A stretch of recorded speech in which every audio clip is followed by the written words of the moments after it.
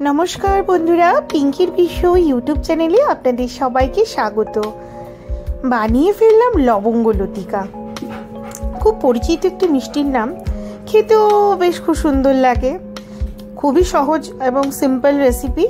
তার জন্য ময়দা নিলাম, অল্প পরিমাণে নুন দেব, আর দিয়েছিলাম চিনি, তারপরে দিলাম সাদা তেল দিয়ে ভালো করে ময়ন করে মুঠি করে নিলাম। গরম জলে ভালো করে ময়দাটা মেখে আধ ঘন্টার জন্য আমি চাপা দিয়ে রেস্ট পজিশনে রেখে দিলাম। এরপর আমি চিনির শিরাটা করে নেব। এর জন্য 2 কাপ জলে আমি 1.5 কাপ মতো চিনি দিয়ে আর 3-4টে এলাচ ফাটিয়ে আমি চিনির সিরাপটা করে নিলাম। এরপরে আমি ময়দা থেকে লেচিগুলো কেটে নিলাম।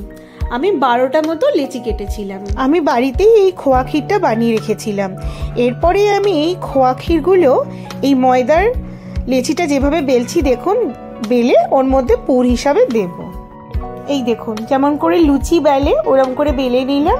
দুপাশে আমি একটু জল লাগিয়ে নেব যাতে করে স্টিক না হয়ে যায়। তারপরে আমি ভেতরে দেব ওই খোয়া ক্ষীরের পুরটা। দেখুন কিভাবে মুড়ছি, একবার এই ফোল্ড আর ওই ফোল্ড করে এবারে মুড়ে জাস্ট লবঙ্গটা ওর মধ্যে দিয়ে আমি ভালো করে সিল করে দেব। প্রত্যেকটা মিষ্টি আমি এইভাবে করে গড়ে নিলাম। দেখুন এইভাবে আমি মিষ্টিগুলো কি সুন্দর করে গড়ে নিয়েছি। কড়াইতে সাদা তেল দিলাম। সাদা তেলে আমি স্লো টু মিডিয়াম ফ্লেমে মিষ্টিগুলোকে প্রায় এপিট ওপিট করে 15 মিনিট ধরে ভেজে নেব।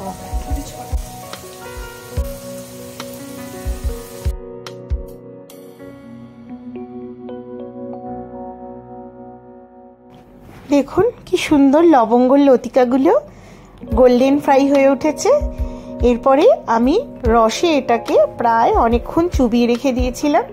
ব্যাস একেবারে আমার তৈরি লবঙ্গ লতিকা। দারুণ হয় খেতে, বাচ্চাদের কিন্তু মাঝে মাঝে বানিয়ে দেবেন।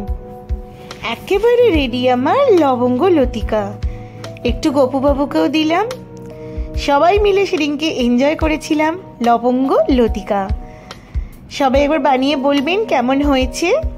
এখনকার মতন চলুন টাটা। ভালো লাগলে